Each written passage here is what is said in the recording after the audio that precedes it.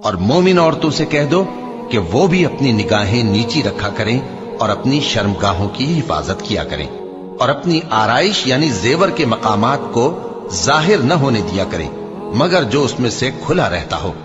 اور اپنے سینوں پر اوڑھنیاں اوڑھے رہا کریں، اور اپنے خاوند اور باپ اور خسر اور بیٹوں اور خاوند کے بیٹوں اور بھائیوں اور بھتیجوں اور بھانجوں اور اپنی جیسی مومن عورتوں اور لونڈی غلاموں کے سوا نیز ان خدام کے جو عورتوں کی خواہش نہ رکھیں، یا ایسے لڑکوں کے